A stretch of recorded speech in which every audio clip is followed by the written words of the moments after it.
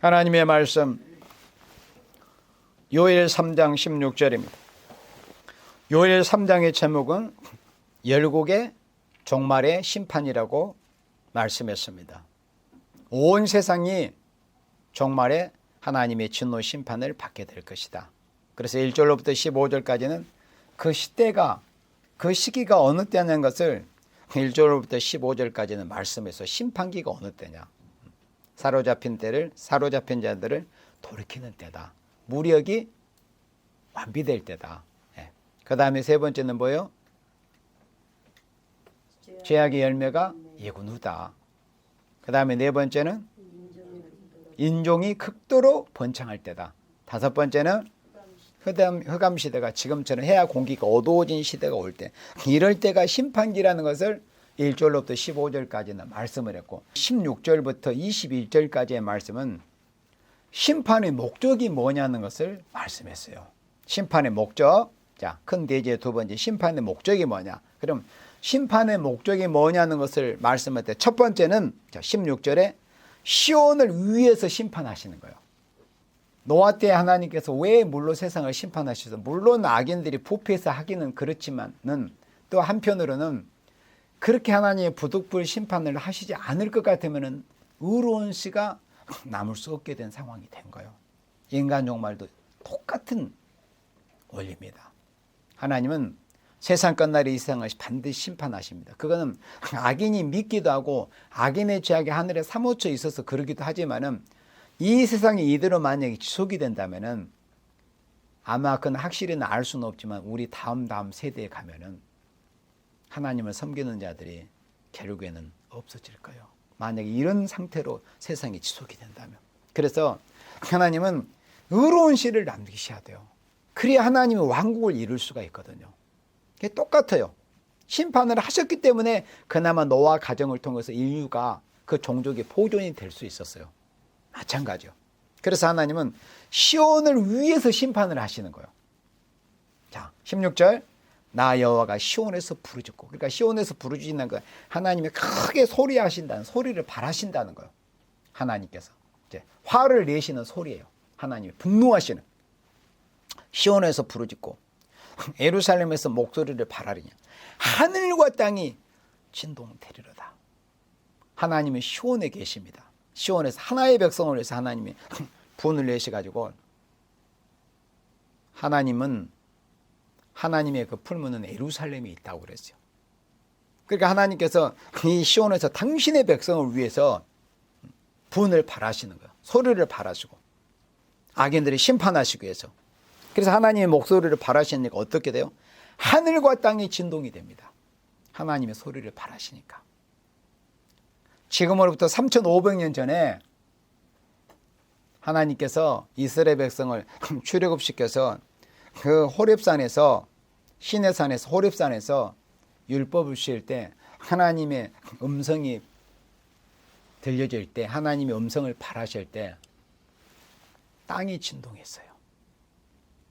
그래서 그러한 그 되어진 일을 히브리서 기자가 그때는 어디만 진동했다고? 땅만 진동했었다. 그 상황을 말씀하라고. 왜 진동해요? 하나님의 음성 때문에. 그런데 종말에는 땅뿐 아니라 하늘까지 진동하게 된다. 이거든. 베드로서 3장처럼 이 하늘도, 그러니까 이 하늘이라고 표현했지만 우리가 이제 우리 입장에서 보니 대기권이 다 불에 타버리는 거예요. 예. 땅이, 이 체질이 뜨거운 불에 녹아져 버리고. 그래서 그런 심판이 종말에 있을 거다. 땅만 아니라 하늘까지라도 진동하는. 그건 완전한 심판을 말씀했어요. 그런 심판을 여기서 말씀했어요. 하늘과 땅이 진동되리로다. 그렇지만은 그러나 나는 내 백성. 내가 여기서 누구죠? 여호와 하나님. 나는 내 백성의 피난처. 그러니까 하나님께서 우리의 피난처가 되어주신다는 거예요. 그러니까 천만이 쓰러지는 재앙, 인류가 온자 핵불에 전멸이 될지라도 당신의 백성만큼은 마치 해가 날개로 자신의 새끼들을 품어 안듯이 그렇게 지켜주시는 피난처, 요새, 반석, 피난처가 되어주신다. 나는 내 백성의 피난처, 이스라엘 자손의 산성이 되리로다. 그러니까 하나님은 왜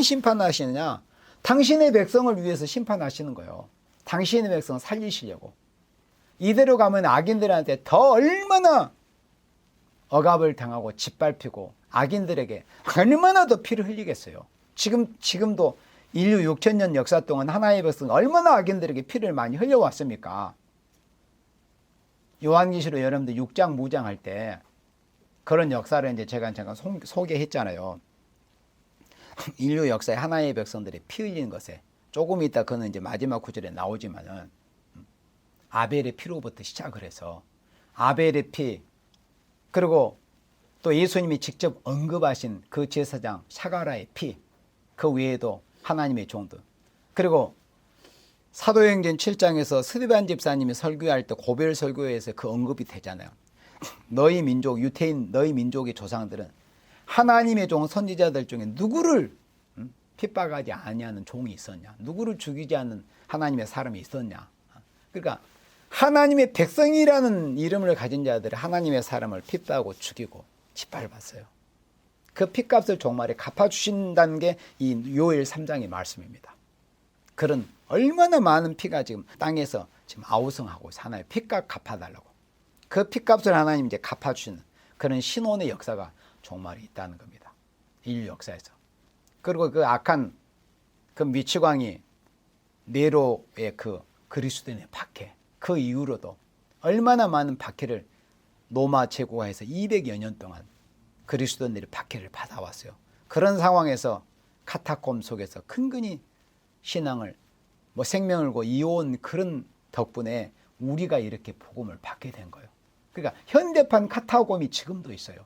북한에 우리 지하 성도들, 중공에도 우리 지하 성도들, 중공에 우리 동포들, 우리 믿음의 형제들, 그분들이 다 처한 곳이 다 카타콤이에요. 현대판 카타콤이에요. 로마 시대만 있었던 게 아니라 숨죽이면서 신앙 지키려고. 그러니까 우리는 복음을 알아가지고 예수님의 재림을 소망 가운데 기다리고 있지만은 솔직히 여러분들 그 영적 카타콤에서 철의 장막 속에서 공산치하에서 신앙생활 하는 분들이 주님의 재림을 기다리는 간절함과 우리가 지금 가지고 있는 간절함과 사실 같겠어요? 저는 우리가 훨씬 못하다고 봅니다. 왜? 우리는 너무 좋은 환경이 있거든. 예. 너무 좋은 환경이 있어요, 솔직히. 그래서 제가 어제 저녁에도 제가 언급했잖아요. 그 순교자의 소리는 이런 걸 한번 여러분 꼭 읽어봐야 돼요. 우리 믿음의 형제들이 세계에서 얼마나 힘들게 신앙을 지켜내려고 하는지. 그러니까 그런 상황에서 주님의 재림을 기다리는 간절함과 우리가 이렇게 좋은 환경에서 우리가 말씀에서 물론 소망을 가지고 확신을 가지고 기다리고는 있지만 절박함은 그 절박함의 무게는 정말 다를 겁니다. 우리 이렇게 좋은 환경일지라도 절박함의 무게가 그들에게 뒤지지 않아야 돼요. 여러분들. 그리고 이제 우리도 앞으로 좋은 환경은 절대 오지 않습니다. 그런 것을 각오해야 돼요. 그래서 말씀을 무장을 하는 거예요. 그런 어려운 시절이 올지라도 우리가 이겨내기 위해서. 왜? 말씀이 내 안에 있으면 이겨낼 수 있거든. 소망이 있으면. 사람이 소망이 없기 때문에 절망하고 무너지는 거지. 소망만 있으면은 이겨낼 수 있는 거예요. 네. 그러니까 전 세계에 그렇게 산순교적인 생활을 하시는 분들이 왜 그렇게 버텨내겠어요? 그 안에 그리스도가 계시기 때문에 그러는 거예요. 그리스도라는 소망이 계시기 때문에. 예수님의 재림이라는 소망이 있기 때문에 생명을 걸고 그렇게 싸워 나가는 거예요. 그러니까 하나님이 이 세상을 이대로 두면은 그렇게까지라도 싸워보려고 하는 하나님의 백성들이 마지막에 다 씨가 말라버립니다. 그래서 하나님은 부득불 심판을 하실 수밖에 없는 거예요. 그래서 심판의 목적의 첫 번째가 시온을 위해서 하시는 거예요. 당신의 백성 살리려고. 그 다음 17절입니다. 그런즉 너희는 나는 내 성산 시온에 거하는 너희 하나님 여호와인 줄 알 것이라. 심판의 목적의 두 번째는 하나님은 누구의 하나님이시다? 시온의 하나님이시다. 시온의 하나님. 시온이라는 의미는 하나님이 계시는 곳이라는 영적 의미가 있어요. 하나님이 계시는 곳이 시온입니다. 그러니까 지금 이 자리가 시온이 돼야 돼요. 어떤 꼭 지명적으로나 그런 것보다 이제는 신약시대는 우리가 이렇게 예배드리는 장소, 하나님 임재하시는 곳이 시온입니다. 진짜 시온. 그러면 하나님은 심판을 하시는데 심판의 목적의 두 번째는 그러니까 어떤 순서보다도 성경 순서대로 증가하는 거예요. 시온의 하나님인 줄 알게 하시기 위해서 심판하시는 거예요. 그러니까 지금은 세상에 악인들이나 이 공산주의자 빨갱이들이 하나님 계신 줄 모르잖아요. 그리고 왜 시진핑이 우리 기독교인들이 핍박할까요? 시진핑이? 하나님이 살아계신 줄 모르고 하나님은 당신의 백성인 줄 모르기 때문에 요 녀석들 겁없이 그러잖아. 지금 짐승의 새끼들이. 우리 믿음의 형제들이 핍박하고 교회를 짓밟잖아요. 왜? 하나님은 누구의 하나님이신 줄 요 녀석들이 모르는 거야. 그러니까 저렇게 최후의 발악을 하고 있는 거예요. 하나님이 지금 가만히 계시는 것 같으니까. 그러나 하나님은 누구의 하나님이신 것을 이제 드러내십니다. 멀지 않은 것 같아요. 하나님은 시온의 하나님이신 줄 만천하가 알게 하시는 거예요. 그런즉 너희가 나는 내 성산에 내 성산 시온에 거하는 너희의 하나님의 여호와인 줄 알 것이다. 하나님이 이제 그걸 나타내시는 거예요. 하나님 누구의 하나님이신가? 예루살렘이 거룩하리니 다시는 이방 사람이 그 가운데로 통행하지 못하리로다. 지금은 소위 이방인이라고 하는 자들에서 교회가 유린을 당하고 전 세계적으로 많은 곳은 우리 그리스도인들이 지금 현실적으로 핍박을 당하고 있어요. 이 나라도 지금 올 한 해 그런 꼴을 당했잖아요. 이방인들에 의해서. 그러나 하나님께서 시온의 하나님인 줄 알게 하시는 그 놀라운 역사를 나타내시더는 이방인들이 감히 하나님의 지경에 침입을 할 수가 없어요. 이제 그때는 없어져 버리는 거예요. 하나님 심판에 의해서. 여기서 이제 순하게 이방 사람이 그 가운데서 통행하지 못하리라 이렇게 말씀하셨는데 왜 통행하지 못할까요? 없어져 버렸으니까 하나님의 심판에 의해서 통행하지 못하리라. 그래서 하나님은 시온의 하나님인 줄 알게 하시기 위해서 하나님은 심판하신다. 누구의 하나님인 줄 알게 하시는 거예요. 우리 여호와 하나님은 누구의 하나님이신 것을 알게 하신다. 그 다음에 18절에 그날에 산들이 단 포도주를 떨어뜨릴 것이며 작은 산들이 젖을 흘릴 것이며 유다 모든 시내가 물을 흘릴 것이며 여호와의 전에서 샘이 흘러나와서 시딤 골짜기에 되리라. 자, 세 번째는 하나님이 어찌하여 심판을 하시는가. 세 번째는 새 땅을 이루시기 위해서 그러는 거예요. 새 땅, 신지, 신천 신지, 새하늘과 새 땅. 그러니까 새 땅을 이루시기 위해서 이 새 땅이 뭐예요? 에덴 동산의 회복이잖아요. 그래 한번 회복을 시켜줘야 우리 인간의 온통함이 풀어지는 거지. 우리 조상이 그 옛뱀 마귀 새끼한테 속아 넘어가가지고 인류가 이렇게까지 사망의 골짜기 고통받는 얼마나 온통합니까? 한번 회복시켜 주셔야지. 그래야 하나님이 오난도 풀어주고 우리 인생의 오난도 풀어주는 거예요. 여러분 십자가의 3대 원리를 전에 들어보셨죠? 십자가의 3대 원리. 십자가의 3대 원리가 뭐냐면은 로마서 8장에 그걸 나중에 증거할 기회가 있을 거예요. 십자가의 3대 원리가 있어요, 여러분들. 그러니까 그거는 이해하면서 잘 들으면 굉장하게 들릴 겁니다. 첫째, 하나님의 온통한 사정이 풀어지는 게 십자가예요. 이렇게만 전하면 잘 이해가 안 될 수도 있어요. 두 번째는 인생의 온통함을 풀어주는 게 십자가입니다. 그리스도의 십자가. 세 번째는 누구예요? 만물의 온통한 사정이 풀어지는 게 그리스도의 십자가입니다. 만물의 온통한 사정이. 이해가 되죠? 어느 정도 뭔가 감이 오지 않습니까? 자, 그런 뭐냐면은 오늘 뜻하지 않게도 십자가 3대 원리를 이제 저도 생각밖에. 자, 그건 뭐냐면 왜 하나님 온통한 사정이 풀어지는 게 그리스도의 십자가냐면은 하나님과 우리 인간 사이에 뭐가 막혔었어요? 무슨 담이? 죄의 담이 막혔잖아요. 그러면 하나님은 공의의 하나님이기 때문에 마치 죄를 진 인간이 죄를 진 자식이 감옥에 들어가 있으면 부모가 마음은 오늘이라도 마음껏 그렇게 사랑을 베풀어 줄 수 있어요, 없어요? 없잖아요. 자식이 죄를 범해서 감옥소 안에 들어가 있으면은 부모가 원하는 대로 사랑을 못 해줘요. 그죠? 그럼 부모 입장은 온통이 어쨌든 자식이 죄를 범해 부모 입장에서는 온통하죠. 그러니까 하나님께서도 똑같아요. 우리 인간에게 얼마나 사랑을 베풀어 주고 싶잖아요. 하나님은 그 본성이 사랑이시니까. 근데 우리 인간이 죄를 범해 버렸어요. 그러면 하나님과 우리 인간 사이에 죄의 담이, 온수의 담이 막혀버렸어. 그러면 하나님께서 죄인 된 상태인 우리 인간에게는 은혜를 베풀어 주실 수가 없어요. 그게 하나님의 공의이기 때문에.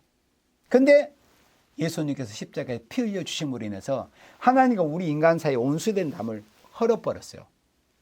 그러면 이제 하나님이 사랑을 베풀어 주고 싶어 해도 사랑을 베풀어 줄 수 없는 그런 상태에 있었는데 예수님께서 그 십자가로서 하나님과 인간 사이에 온수에 대한 헐어버렸으니까 문이 열려버렸잖아요. 지성소의 휘장이 찢어져 버렸으니까 하나님은 우리에게 사랑을 베풀어 주실 수 있어요, 없어요? 그러면 그 하나님 온통한 사랑이 풀어진 거예요, 안 풀어진 거? 풀어진 거죠. 그래서 그리스도의 십자가는 하나님의 온통한 사정이 풀어지는 거예요. 두 번째는 사람의 온통한 사정이 풀어지는 게 똑같은 원리요. 왜? 죄를 범한 인간이 그 죄값으로 얼마나 그 죄악의 고통을 받아야 됩니까? 온통하잖아요. 그리고 6,000년 전에 살았던 내 조상 할아버지 할머니가 선악과 따먹어가지고 나 무슨 상관인데 이렇게 생각할 수 있잖아요. 그러니까 언제든 자범죄든 어쨌든 죄를 범한 인간이 죄 범해가지고 하나님의 사랑을 받을 수 없게 된 상태가 얼마나 온통합니까? 내가 아버지의 자식인데 자식인 부모한테 사랑을 받을 권리가 있어요. 그렇잖아요? 그리고 우리 인생에 하나님의 형상을 지음받아가지고 당연히 내 아버지 하나님께 사랑을 받을 권리가 있는데 죄를 범해서 사랑을 받을 수 없게 된 거야. 내가 감옥소에 들어가 있으니까. 우리가 예수 만나기 전에는 죄의 감옥에 있잖아요, 여전히. 그런데 얼마나 온통해. 그런데 예수님께서 십자가로서 그 담을 헐어버린 거야. 그 감옥소 문을 무너뜨려 버린 거야. 그러니까 우리가 아버지의 사랑을 받을 수 있게 된 거예요. 그리고 이제 예수님께서 십자가에서 우리를 위해서 죽어주시지 않았다면 우리는 그 사랑을 누릴 수 없고 여전히 그 죄 가운데서 고통을 받고 있어야 되고 온통한 상황이 있어야 되는데 예수님께서 그 문제를 해결해 주신 거예요. 그래서 그리스도의 십자가의 두 번째는 우리 인생의 온통한 사정을 풀어주는 것이 그리스도의 십자가다. 사랑을 이제 회복할 수 있게 된 거. 사랑을 받을 수 있게 되고 또 예수님께 사랑을 요청할 수도 있게 된 거예요. 예수님이 십자가 아니라면 우리는 사랑을 받을 수도 없고 주님께 사랑을 요청할 수도 없고 뭘 권리를 하나 앞에 내세울 수도 없어요. 자녀로서의 권세를. 근데 그걸 해결해 줬어요. 그리스도의 십자가가. 그럼 만물은 어때요?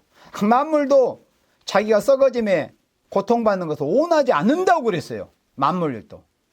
만물도 썩어진 이런 고통을 당하는 게 여러분들 음성은 안 들어왔죠. 얼마나 자기네들 나름대로 고통을 중에 있어요. 실제로 바울은 그런 음성, 그 만물의 고통을 들었잖아요. 피조물의 고통하는 거를. 여러분들도 정말 신령한 사람이 되면 이 만물의 이 고통받는 게 느껴집니다. 실제로 바울과 우리가 성정이 똑같아요. 바울은 뭐 특별한 사람이 아니에요. 우리도 그만큼 깊은 연계에 들어가면은 이 만물이 우리 인간의 죄 때문에 얼마나 고통받는 그 신음함이 느껴질 겁니다. 느껴져야 돼요. 그 정도 들어가야 돼요. 그런데 우리 인간이 죄를 범해가지고 만물까지 고통을 당하게 되는데 예수님께서 십자가에서 승리하심으로 인해서 이제 지금까지는 아직도 다들 우리나 만물이 고통받고 있지만 결국은 그 십자가를 통해서 그 문제가 다 해결이 돼. 만물이 회복이 되는 역사. 예수님 재림을 통해서. 그러니까 모든 것이 다 예수님의 십자가의 공로로 다 풀어지게 돼버린 거예요. 그래서 만물의 온통한 사정이 풀어지는 게 뭐다? 그리스도의 십자가다. 그게 십자가의 3대 원리예요. 십자가란 것은 다만 우리 영혼을 마귀의 올무에서 죄에서 건져내는 정도가 아니라 이 죽을 몸을 죽지 않고 영원히 살게까지 해주는 게 무슨 공로다? 십자가의 공로예요. 예수님의 십자가를 통해서 만물이 이제 다 회복이 돼버리는 거야. 그러니까 예수님의 십자가란 것은 우리가 아무리 미사역으로 어떤 아름다운 어떤 학자가 표현을 한다고 해도 십자가에 대해서는 다 설명을 못합니다. 우리가 그냥 분량대로만 말을 하는 거예요. 십자가의 그 의미를, 그 엄청남을, 그 사랑을 이 말로 사실은 표현 못해요. 그게 그리스도의 십자가예요. 그게 하나님의 사랑이에요. 그러니까 우리가 찬양에 그 사랑을 어찌 말로 다 표현을 한다고 그런 찬양을 하지 않습니까? 자, 그 다음 다시 봅니다. 본문으로. 새 땅을 이룬다. 그러면 이 땅에 그리스도의 왕국 에덴 동산이 회복이 되는 것은 누구의 공로로? 하여튼 모든 것이 예수님의 공로요. 그게 사람한테 무슨 공로를 돌려. 그게 우상이에요. 우상. 그게 교주화예요. 그러니까 예수님의 이름만 앞서야 돼. 어쨌든 간에 우리가 누구 증거하려고 하나님 앞에 부르시면 예수님 증거. 성경은 딱 두 가지요. 예수님이 초림 증거, 예수님의 재림 증거. 그것에서 끝나는 거예요. 성경은. 네. 절대 뭐 인간이나 누구의 공로를 앞세우면 그 자체가 죄고 우상이에요. 자, 그 다음 19절. 19절과 20절인데 20절은 여기서 잠깐 접어놓고 19절과 21절이 네 번째 대제에 해당이 돼요. 하나님의 심판의 목적의 네 번째가 뭐냐면 핏값을 갚아주기 위해서 그러는 거예요. 이제 핏값. 하나님이 언젠가는 한번 당신의 이름의 영광을 위해서 억울하게 핍박받고 죽임을 당한 사랑하시는 종들의 핏값을 한 번은 갚아주셔야 되잖아요. 그게 종말의 심판이니까. 그 목적으로 당신의 사랑하시는 종들, 당신의 사랑하시는 자녀들의 억울한 핏값을 갚아주시기 위해서 심판을 하시는 겁니다. 심판의 목적의 네 번째가 순서대로. 자, 그러면 19절에 그러나 애굽은 항무지가 되겠고, 애굽이 뭐예요? 하나님의 재앙받을 땅을 애굽이라고 하는 거예요. 에돔도 역시 마찬가지고, 에돔은 항무한 돌이 되리니. 그러니까 애굽이나 에돔이나 이런 세력들은 다 하나님의 백성을 대적했던 세력을 의미하는 거예요, 성경에. 선지서를 원리를 여러분들이 잘 알아들었잖아요. 자, 선지서의 원리를 말씀할 때 선지서에 이스라엘의 지명이나 인명이 나오면 하나의 백성을 말씀한 거고, 이렇게 이방 지명, 애굽이나 에돔이나 이런 지명이 나오면 실제로 이 영적 이스라엘, 영적 신약 시대도 이방의 세력을 말씀을 한 거예요. 그 원리만 알고 선지서를 읽으면은 크게 못나지 않게 성경을, 선지서를 읽을 수가 있습니다. 뭐 자세하게는 몰라도 큰 틀에서 벗어나지 않게. 하나님의 대적이 있어요. 그래서 애굽은 항무지가 되겠고 에돔은 항무한 들이 되리니. 이는 왜 하나님이 재앙받을 세상인 애굽과 재앙받을 세상의 에돔을 항무화시켜버리냐. 그 원인이 뭐냐.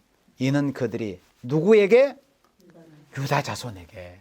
그러니까 여러분들이, 우리가 유다 자손이 돼야 돼요. 하나님의 백성. 유다 자손에게 강포를 행했기 때문에. 그러니까 이 시대 영적 유다예요.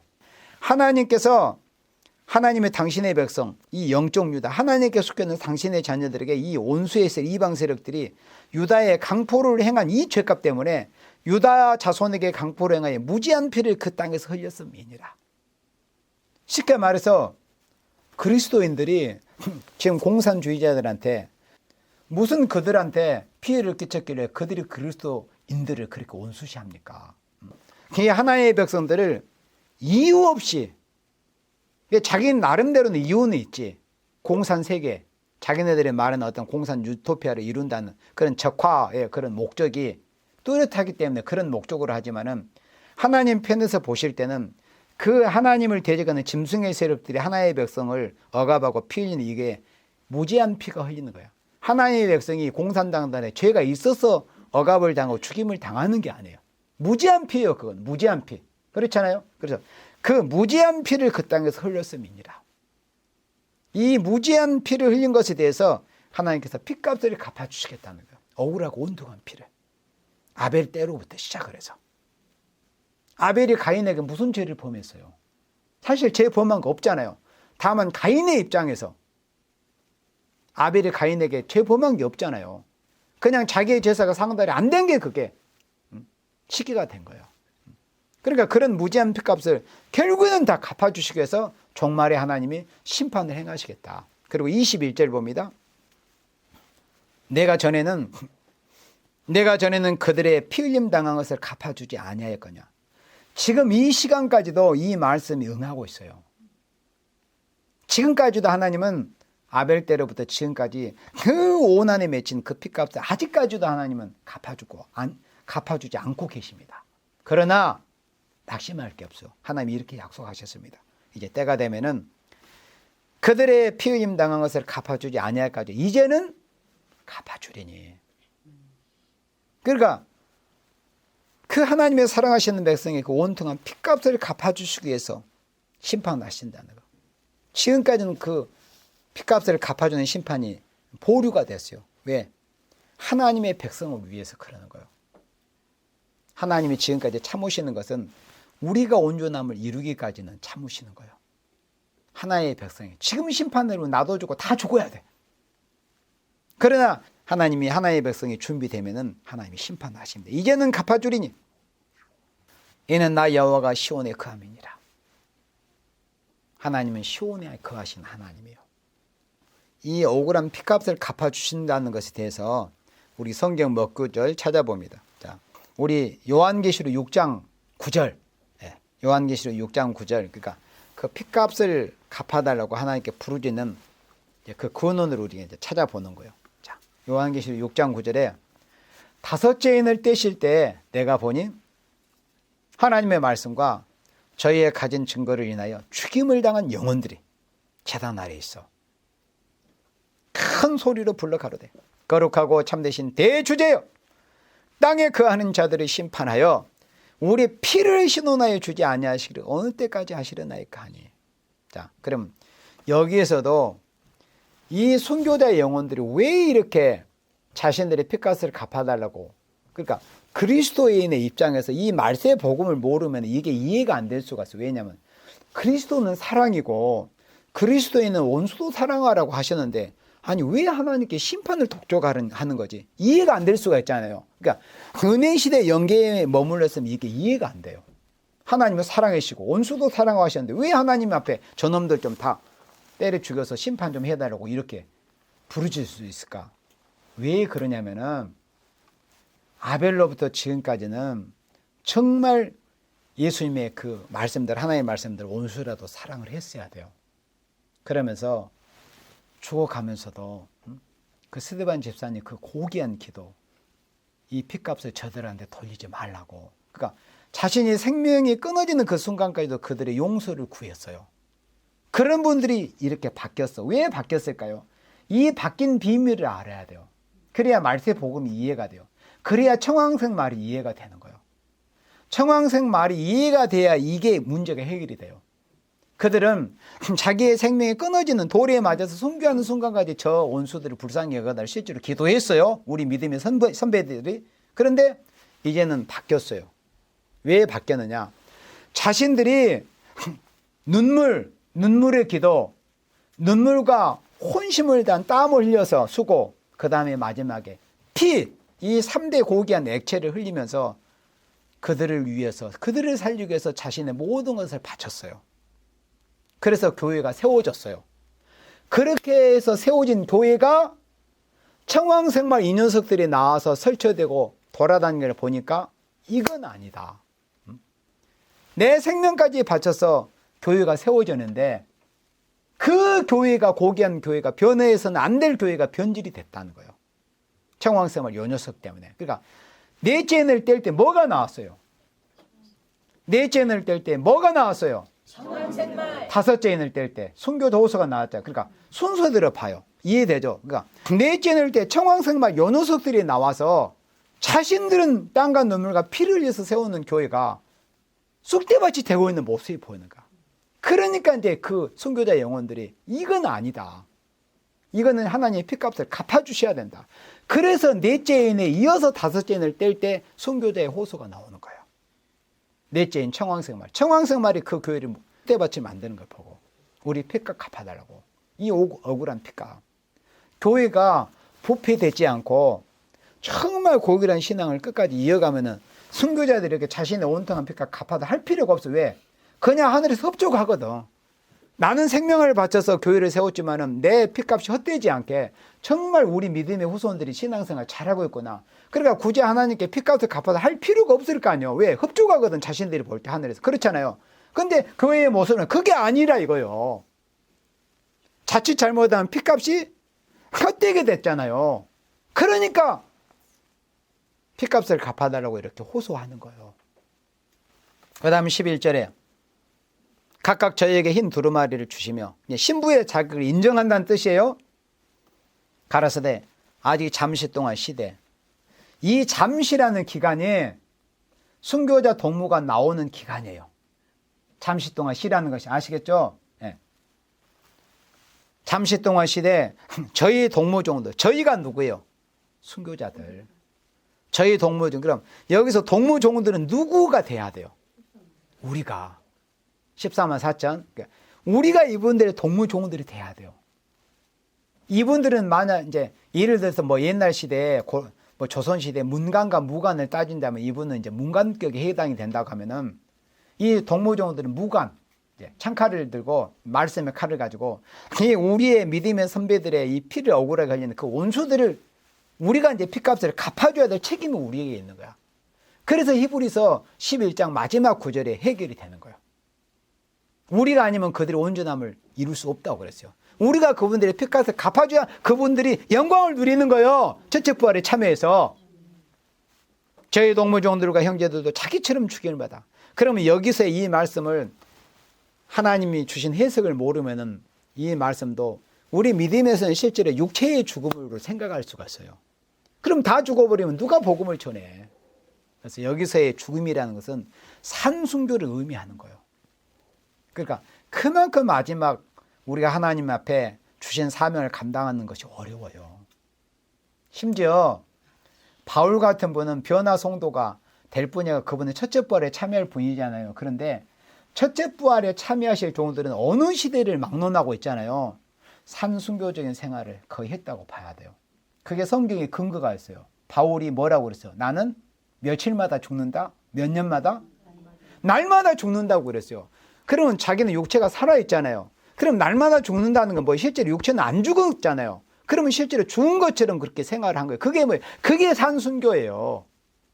난 날마다 죽는다. 여러분들 많이 안 죽었죠? 안 죽으니까 혈기도 올라오고 신경질도 나고 그러는 거야. 짜증도 나고 안 죽었다는 거야.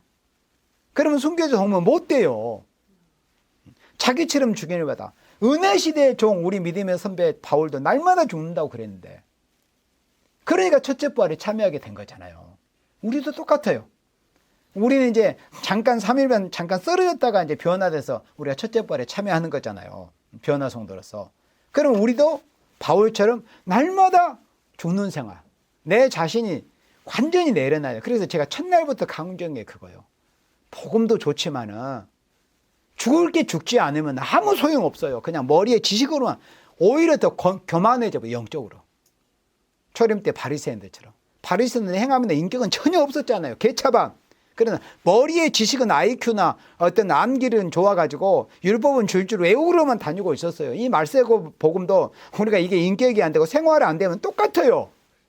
그냥 빈 등만 들고 있는 거야. 그냥 기도할 생각은 안 하고 자신을 죽이려는 이런 훈련을 하지 않고 날마다 죽어야 되는데 날마다 내려놓는 훈련을 해야 돼요. 가혹하게 혹독하게 특수훈련을 받아야 돼요. 육적 군대도 일반 군인들 일반 병사하고 이 특수부대는 훈련 자체가 강도가 틀리잖아요. 뭐 상상할 수 없을 만큼 우리 영적 군대도 그래야 돼요.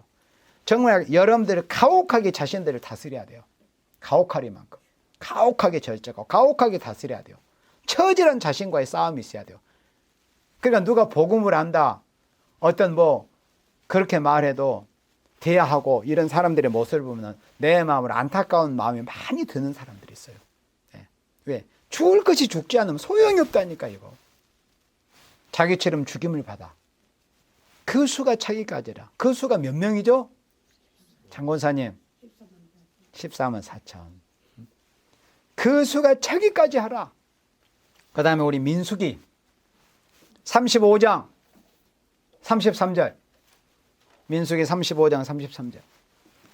율법은 모세오경은 하나님의 모든 역사의 근원이고 모든 법의 근원이에요. 그러니까 예언의 말씀을 정확히 알려면은 그 근원의 뿌리인 이 모세오경부터 줄이 바로 잡혀야 돼요. 창조론부터. 그러면 이 민수기 35장 33절 왜 보느냐? 이 피를 흘린 것에 대해서 어떻게 하나님이 심판하신다는 것에 대한 이 근원적인 말씀을 보는 거예요. 이 피값에 대해서. 왜 하나님이 피 흘린 것을 갚아주시는가? 왜 피를 피로 되돌려 주시는가?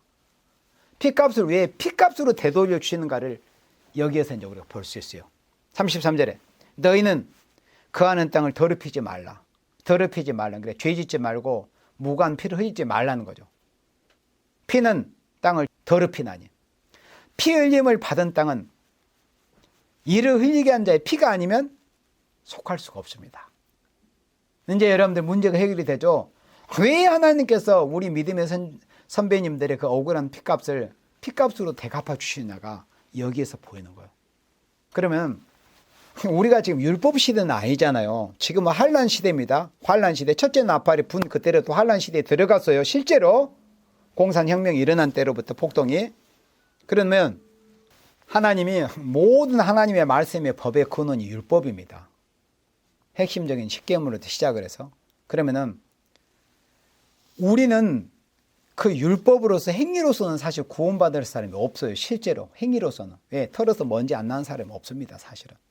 그런데 왜 우리가 하나님 앞에 율법의 적용을 받지 않고 은혜의 적용을 받아서 우리의 많은 행위와 어떤 허물이 있음에도 불구하고 우리가 죽지 않고 살게 되었느냐 하는 것은 아까 말씀한 것처럼 누구의 어떤 공로? 예수님의 십자가의 공로 때문에 그런 거예요. 그러면은 율법에 의한 심판이 면제가 돼요. 예수님의 십자가의 공로를 통해서. 우리는 율법으로는 다 심판을 받아야 되지만은 그 예수님의 공로를 통해서 우리가 십자가 그 율법에 의한 그런 심판을 피할 수가 있게 됐죠. 그러니까 우리가 율법적으로는 심판을 받을 수밖에 없지만 예수님의 십자가의 공로로 율법에 의한 심판의 면제를 받았는데 그런 사랑을 하나님이 우리에게 예수님을 통해서 베풀어 줬단 말이에요. 그러면 그런 사랑을 아멘으로 받아들인 생명은 율법에 의한 심판을 피할 수가 있어요. 그러니까 우리는 앞으로도 영원히 율법에 의한 심판을 피하게 됐습니다. 그런데도 하나님이 그런 사랑을 베풀어 주셨는데도 그 예수님의 십자가의 사랑을 받아들이지 않고 오히려 예수님의 십자가의 그 사랑을 욕되게 하는 자들은 부득불 어떤 법에 의해서 심판을 받아야 돼요. 어떤 법에 의해서? 율법에 의해서. 우리는 율법에 의해서 의롭다 할 인간이 없어요. 장로님, 그렇죠? 행위로서는 의롭다함을 입을 사람이 없으니까. 그거는 뭐냐면 율법에 비춰봐서는 떳떳할 사람이 아무도 없어. 다 죽어야 돼. 그런데 율법에 의해서는 우리가 다 죄 아래 있어. 율법이란 건 뭐냐? 죄 아래 인간들을 모조리 다 가둬놔버리는 게 율법이야. 니도 죄인, 니도 죄인, 나도 죄인 다. 율법은 인간은 그냥 죄 아래 다 가둬놔버려. 그런데 예수님의 십자가의 공로로 우리를 거기서 해방시켜줬어요. 그러면 율법에 의한 심판을 받지 않을 수 있게 됐다니까요. 그렇잖아요. 그 은혜를 입고 아멘으로 받았으니까. 그러면은 하나님의 아들까지 죽여가지고 우리를 율법의 저주에서 예수님을 통해서 벗어나게 했는데 그 하나님의 사랑, 아들까지 죽이신 그 사랑을 거부한 자들은 어떤 법에 의해서 심판을 받아야 돼요?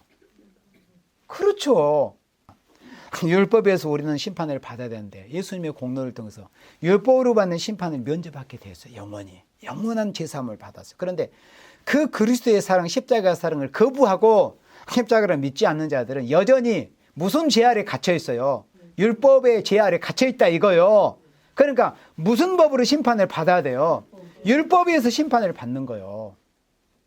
그러니까 이 피값을 뭘로 되돌려줘야 되는 거예요? 율법은 눈을 상하게 한 자는 뭘로 그대로 갚아줘요? 눈은 눈으로, 이는 이로, 피는 피로. 그러니까 우리 믿음의 선지들의 그 온통한 피값을 하나님께서 피값으로 되돌려주는 거예요. 어제도 제가 언급했지만 요한계시록 16장 또 요한계시록 14장 포도주 틀을 밟아버린 게 그 피를 흘리게 하는 심판이에요. 네. 또 요한계시록 16장에 왜 원수들을 심판하느냐? 하나님이 사랑하시는 종 선지자들의 피를 흘렸기 때문에 그대로 피를 마시게 하는 것이 합당하니이다. 그렇게 말씀했어요. 피를 마시게 하는 게 합당하다고. 왜? 그들이 하나님의 사랑하시는 종들의 피를 흘렸으니까 그대로 갚아주는 거예요. 그러니까 7 대접 재앙 중에 다 피가 되어버린 거예요. 물이 피가. 그 이유 때문에. 그래서 여기 민수기 35장 33절에 그 근원을 말씀했어요. 너희는 거하는 땅을 더럽히지 말라.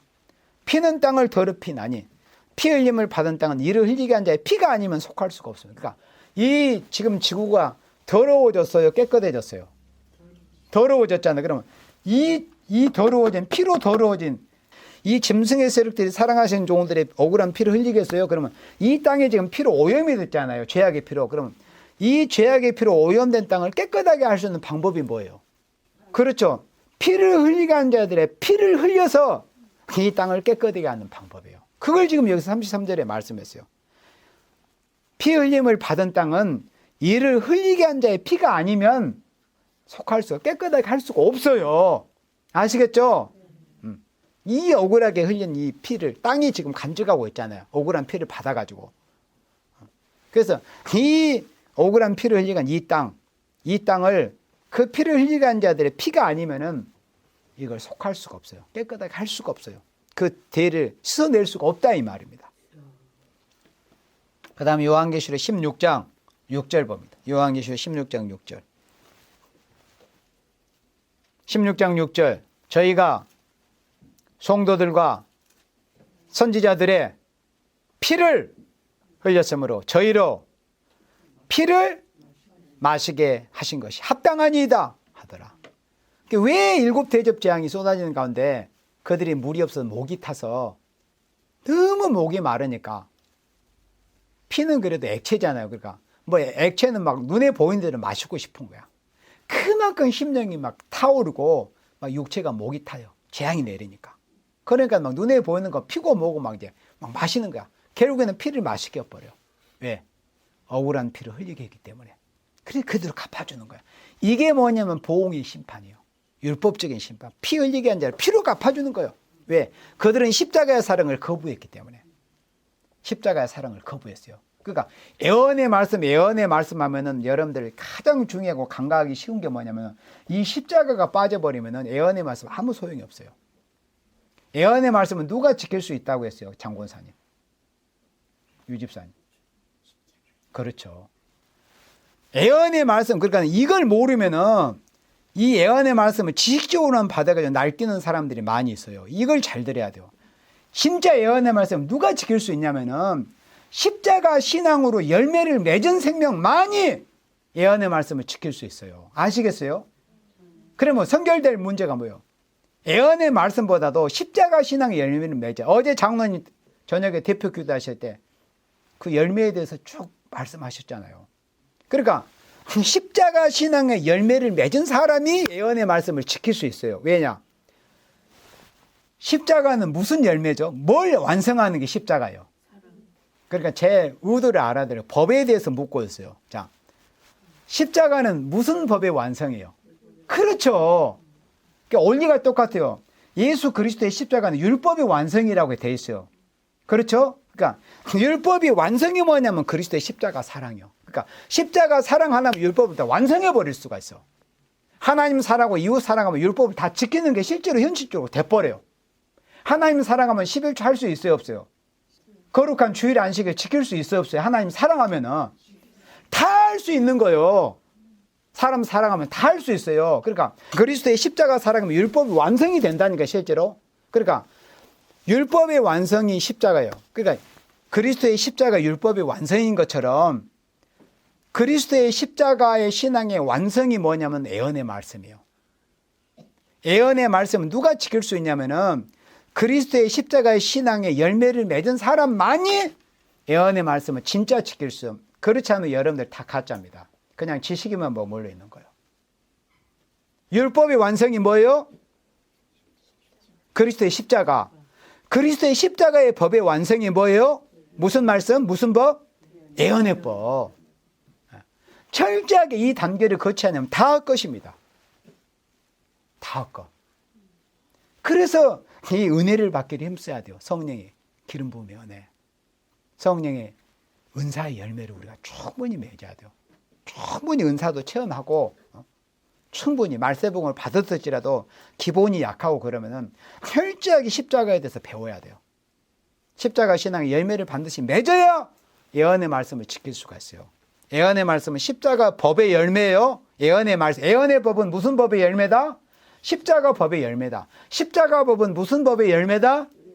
율법의 열매다.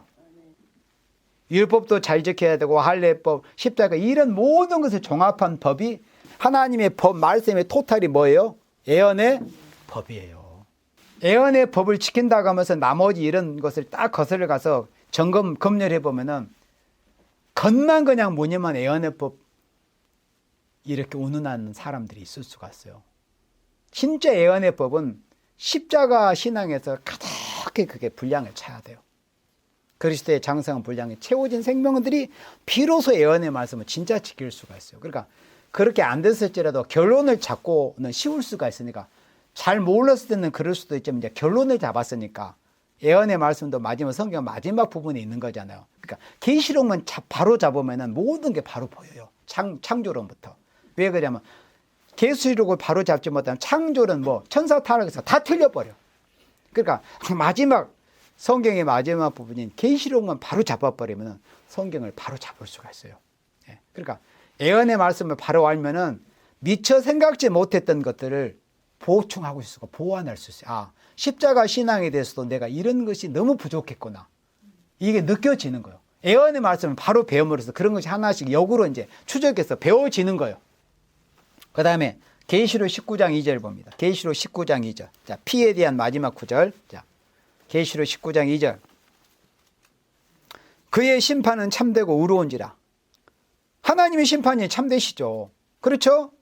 인류 100억이 죽어간다고 할지라도 하나님의 그 심판은 참되십니다. 그의 심판은 참되고 의로운지라. 왜 의로우신가? 음행으로 땅을 더럽게 한 큰 음녀를 심판하사 그 다음에 뭐요? 자기 종들의 피를 그의 손에 갚으셨도다. 그러니까 피값 갚는 심판이 의로우시다 이거예요. 피는 피로 돌려주시는 거예요. 그리스도의 십자가의 피를 짓밟고 더럽혔기 때문에, 그리스도의 십자가를 엿보였기 때문에 피값을 갚아주는 거예요. 자, 이렇게 해서 심판의 목적의 네 번째는 피값을 갚기 위해서 심판을 하신다. 그 다음에 이제 마지막 다섯 번째. 자, 본문 요엘 3장 20절로 돌아옵니다. 이제 마지막입니다. 자, 하나님의 심판의 목적이 뭐냐? 자, 요엘 3장 20절 빨리 찾으세요. 요엘 3장 20절. 우리 합독합니다.